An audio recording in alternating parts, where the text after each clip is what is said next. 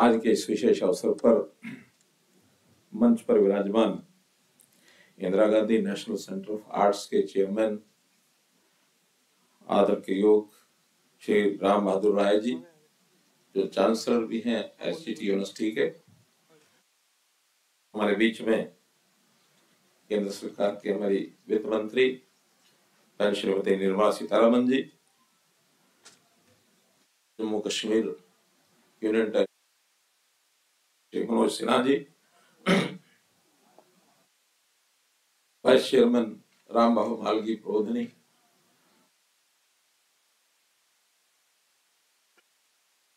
श्री मनमोहन सिंह चावला जी जो managing trustee SGT university, और executive director doctor Jayant Kulkarni ji Ram Babu Malgi Prodhani, उपस्थित सभी महानुभाव। शायद इस प्रकार से ध्यान में आया कि इस पुस्तक में किस प्रकार से art of implementation by our beloved prime minister Narendra Modi विभिन्न प्रकार की योजनाएं, इस पर मुझे कहा गया कि 10-12 मिनट में अपनी बात रखनी है तो बोला जा सकता है, क्योंकि मेरा संबंध माननीय मोदी जी से बहुत पुराना 1996 का उनसे मेरा संबंध, एक काल मुख्यमंत्री बनने से पहले 2014 से पहले का, और एक 2014 से लेकर 2024 तक संगठनात्मक कामों में किस प्रकार से एक निपुणता और किस प्रकार का मार्गदर्शन उनका रहता था। मैं सैद्धांतिक तौर पर नहीं, कुछ घटनाएं ऐसी बताऊंगा जिसमें ध्यान में आता है कि कैसे कैसे चीजों को आगे बढ़ाया जा सकता है।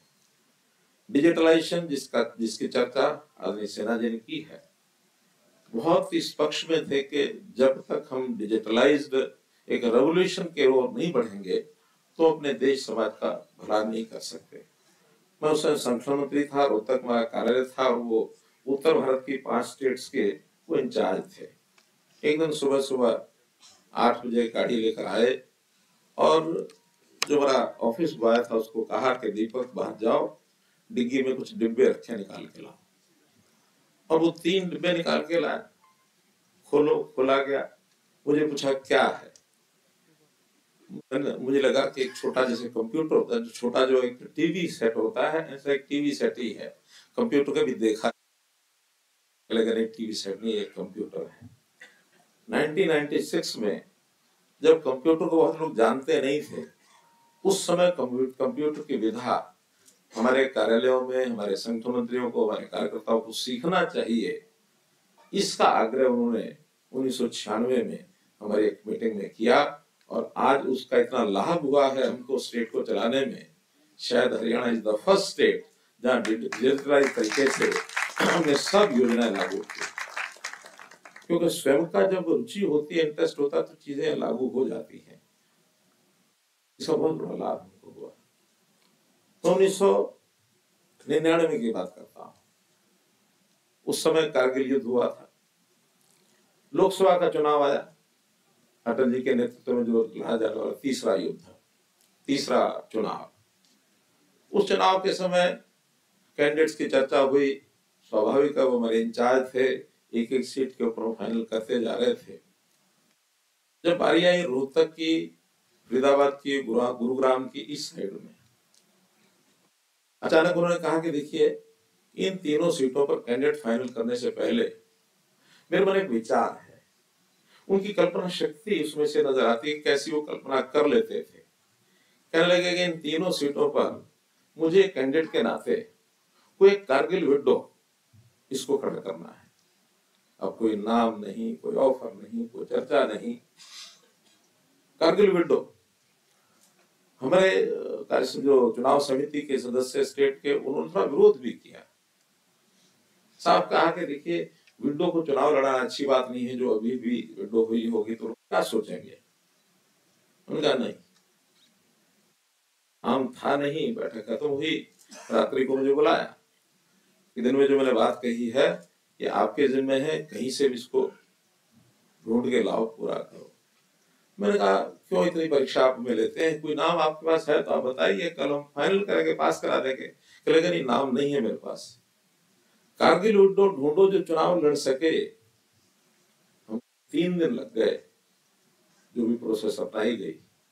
और उसके बाद हमारे यहाँ अब तो अखिल भारतीय स्तर की हमारी बहन अधिकारी हो गई हैं, वो बहन सुधा यादव, ये उनके कहने पर ही हमने उनको ढूंढा और चुनाव लड़वाया। कल्पना उनकी कैसी, 4 लाख से ज्यादा वोटों के अंतर से वो गुरुग्राम से चुनाव जीती, 4 लाख से ज्यादा। कैसे कैसे उनकी सोच थी। 2001 में मुख्यमंत्री 2001 में बने था। हरियाणा के काम में तो मैं अभी संगठन मंत्री के नाते था, वो मुख्यमंत्री बन करके और गुजरात का काम संभालने लगे। कार्यकर्ताओं की ट्रेनिंग कैसे की जाती है इसका एक उदाहरण बताता हूँ। और म्यूनिसिपैलिटी के चुनाव चल रहे थे, चुनाव में मात्र 4 दिन बाकी थे। चुनाव के प्रचार के 2 दिन थे, बाद में 2 दिन तो वैसे ही निकल जाते हैं।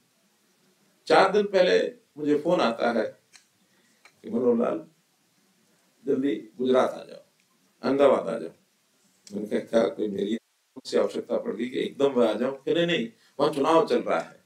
मैंने कहा चुनाव में 4 दिन बाकी है, अब आकर के मैं क्या करूंगा? 2 दिन चुनाव के, फिर 2 दिन जो है बाद में प्रचार बंदी हो जाता है। उस 2 दिन में भी ट्रेन में बैठूंगा, शाम को सुबह तक पहुंचूंगा, 12 घंटे उसमें लग जाएंगे। कहले नहीं 12 घंटे लगाने की आवश्यकता नहीं है, फटाफट भाई की टिकट लो, बहुत फ्लाइट चलती हैं और अभी आ जाओ 2 घंटे में अहमदाबाद। मैं पहुंचा, एक कार्यकर्ता के जिम्मे लगा दिया, जाओ इनको पार्टी कार्यालय ले जाकर के और ये बातें सब बताओ, ये अपने काम में लगेंगे। चुनाव की तिथि आ गई। मैंने कहा मैं निकलता हूँ। कहलेगा निकल तो जाओ, लेकिन क्या कुछ काम किया यहाँ? मैंने कहा मैंने तो पहले ही कहा था मैं कर तो कुछ नहीं सकता, लेकिन एक बात जरूर मुझे ध्यान में आई कि आपने क्यों बुलाया क्यों नहीं, लेकिन 2 दिन में सीखा बहुत मैंने यहाँ। कहने लगा मैंने इसीलिए बुलाया था। एक संगठन मंत्री को काम की ट्रेनिंग कहाँ दिलाई जा सकती है, कहाँ कराई जा सकती है। गुजरात हमारे यहाँ चुनाव की पद्धति सिस्टम बहुत आगे है, उस समय बहुत आगे था, आज तो सारे देश भर में, क्योंकि उन्होंने ही सारी पद्धतियों को लागू कर दिया। क्योंकि एक साइंस है ये इलेक्शन लड़ना, भी साइंटिफिक तरीके से चुनाव लड़ा जाता है, वैसे नहीं। यानी इतने माहिर थे इन चीजों में। तो इस नाते से कल्पना शक्ति, सोच विचार कोई भी व्यक्ति कर सकता है। आखिर सामान्य व्यक्ति भी कभी कभी सोते समय, जागते समय, रात के समय, सुबह समय, बाथरूम में, बाहर, रसोई में, कहीं भी मन में 100 विचार आते हैं। फिर वो ताना बना करके कैसे इंप्लीमेंट किया जाए ये भी सोच लेता है, लेकिन उसका क्रियान्वयन करना, इम्प्लीमेंटेशन, ये बहुत बड़ी एक ताकत उनकी जो है वो उनको ध्यान में आती है कि उस समय किस प्रकार से वो सारे काम जो करते थे। इसी प्रकार के एक प्रयोग में 1999 का ये प्रयोग है उनका कि संगठनात्मक तौर पर शक्ति केंद्रीय रचना, हमें से जो भाजपा में काम करते हैं उनको मालूम है, हमारे यहाँ उस समय शुरू हुई 1999 98 में। इसका सम्मेलन करिए बड़ा, बहुत विधिवत तरीके से जैसे होता किया। हम लोग किसी एक बड़ी पार्टी के साथ छोटी पार्टी के रूप में लगे रहते थे, समझौते में सरकारें चलती थी। उनके था कि एक बड़ी शक्ति का स्वरूप दिखा करके और दिशा बदलो। दिशा बदलने में उन्होंने जो वहां आकर के वक्ता जो आए, वो स्वयं भी आए, कार्यकर्ता भी, सब एक ऐसी भूमिका बना दी कि अब हमको हरियाणा में स्वतंत्र रूप से अकेले चलना है। ये 1999 में जो बीज है वो बो दिया था। वरना हरियाणा और पंजाब लगातार, जब से हरियाणा पंजाब बने या उससे पहले भी, एक समझौते में 20% भारतीय जनता पार्टी, 80% हमारे दूसरे दल, ये लगातार 40 साल तक चलते रहे। आखिर उनका नहीं कब तक रहेंगे, उसको छोड़ना चाहिए। जी के उस प्रेरणा से, उस बीज को डालने से उसी दिन हमने ये संकल्प किया कि हम हरियाणा में अलग से अपना राज्य कायम करेंगे। हमको 15 साल लगे, लेकिन 2014 में हरियाणा में अलग से राज्य बना। पंजाब में आज भी हम नहीं कर पाए, तो नया स्टेट अगर जुड़ गया अपने राज्यों में, तो ये मोदी जी की सोच 15 साल हमको काम में लगे, हमने किया। आखिर उस समय 1999 में तो नहीं कर पाए, केंद्रीय नेतृत्व सहमत नहीं हुआ, नहीं अभी नहीं, करते करते थपेड़े खाते खाते वहां तक पहुंच गए तो आगे की भी योजना कल्पना किस प्रकार से वो कर लेते थे, इस प्रकार का एक विषय। सरकार आने के बाद और कुछ अनुभव घटनाएं। जब मैं मुख्यमंत्री बना 2014 में, तो एक दिन जैसे कॉल करने के लिए कटसी कॉल, जाते ही हम चले गए। कुछ 10 दिन बाद, 8-10 दिन के बाद मैंने कहा कि मुझे आपने मुख्यमंत्री बना दिया, पहली बार मैं विधायक बना, मुख्यमंत्री बन गया, हमको तो सरकार चलाने में एबीसी कुछ भी नहीं आता है, क्या करें।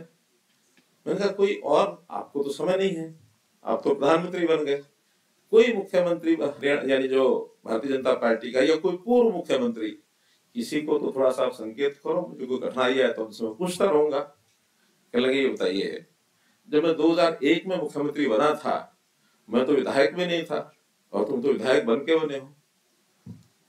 कितना कॉन्फिडेंस वो यानी हमारे अंदर पैदा करते थे कि सब अपने आप सीख जाएंगे। यानी जैसा एक बालक किसी को तैरना ना आता हो और उसको तालाब में धकेल दिया जाए, तैरेगा ही, क्योंकि उसको अपनी जान बचानी है। कहने लगे कुछ तो आपको जो है ये जो अधिकारी है ना, ये सिखा देंगे, अपने आप बता देंगे ये ठीक है ये गलत है, सब सिखा देंगे। और जो बाकी है, जब आप जनता में जाएंगे तो जनता वाले बताएंगे कि मेरी फाइल यहाँ, इस अधिकारी की बात में, इस फाइल, वो फाइल को ट्रैक करते रहते हैं जनता के लोग, वो सब बताएंगे कौन सी फाइल कहाँ से चलती है, कहाँ पहुंचती है, कहाँ से आ जाती है। और फिर जब सेशन होगा तो फिर विपक्ष के लोग बता देंगे सरकार कैसे चलानी है, वो भी समझा देंगे। और फिर कुछ बच जाए तो हमारे मीडिया के मित्र बहुत बैठे, मीडिया वाले बता देंगे कैसे सरकार चलती है। चिंता मत करो, मन में विचार एक होना चाहिए कि जो करूंगा ठीक करूंगा, गलत कुछ नहीं करूंगा तो सरकार चल जाएगी। कितना बड़ा एक, जब कभी कोई नई बात करने के लिए हम वहां पहुंचते थे, यानी उनसे विचार करते थे कि एक नया विचार मन में आया है, मैं ऐसा करना चाहता हूं। कहते थे पूछा क्यों? इसलिए पूछा कि कल को कुछ गलत हो जाए तो। गलत हो जाएगा तो क्या होगा, कौन सा पहाड़ टूट पड़ेगा? गलत हो जाएगा छोड़ देंगे, अच्छा हो जाएगा आगे बढ़ जाएंगे। और अगर मैं मना कर दूं और अच्छी बात भी हुई और ना किया तो उसका हानि हो जाएगी। यानी एक प्रकार के जैसे प्रयोग धर्मी नए नए प्रयोग करने की उनका जो स्वभाव है, ये दूसरों को भी लगाते हैं। नई योजना कोई भी मन में आई, विचार ये कि इसका परिणाम अच्छा होना चाहिए, अपना विश्वास चाहिए। अगर विश्वास अपने अंदर है तो नई योजना को तुरंत लागू करो, व्यवस्था अपने आप बन जाएगी कैसे लागू करना है।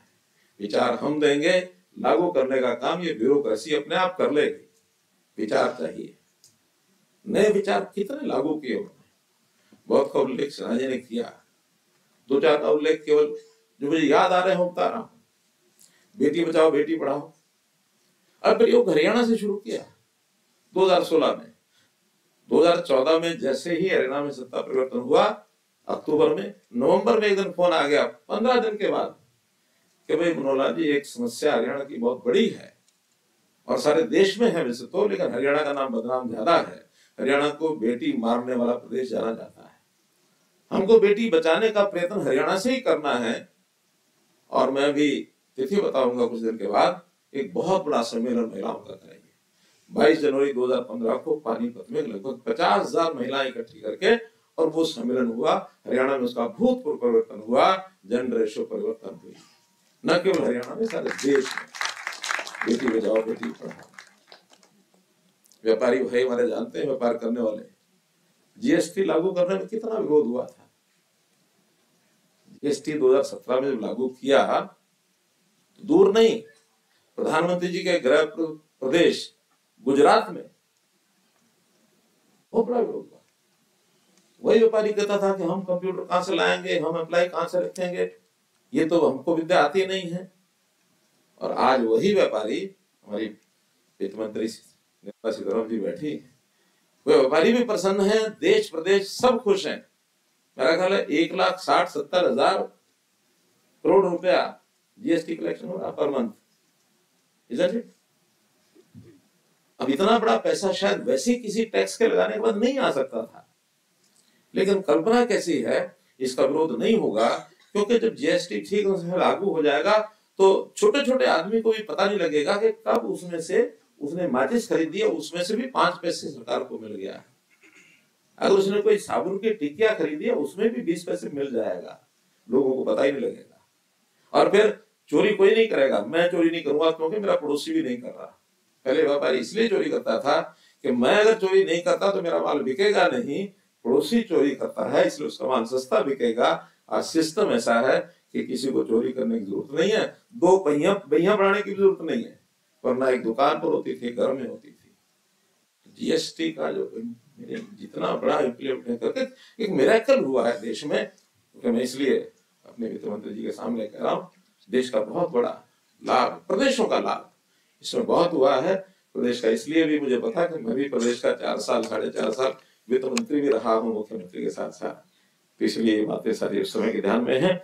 मैं केवल नाम के लिए दुनिया में योग को महत्व देकर के योग को प्रतिष्ठा दिलवाना, ये मोदी जी के अलावा कोई नहीं कर सकता था। 21 जून जो भेद यानी योग की विधा, भारतीय जीवन मूल्यों को कैसे आगे बढ़ाया जाए, दुनिया में किस प्रकार से आगे चीजें बढ़ी हैं, बताने के लिए बहुत है। स्वच्छता अभियान है 370, मुझे पता, मुझे 10 मिनट का समय मिला था, 13 मिनट हो गए, पर्ची आ गई है। मैं तो इतना ही कहूंगा कि art of implementation Modi ji के जादूगरी है, इसको जादूगरी कहूंगा। इनको कला आती ही नहीं है। अगर दुनिया में इम्प्लीमेंटेशन का कोई जादूगर, इसकी कोई रैंकिंग की जाएगी तो Narendra Modi would be the first in the ranking in the world कि कैसे इम्प्लीमेंटेशन किया जा सकता है। बहुत बहुत धन्यवाद, बहुत बहुत आभार।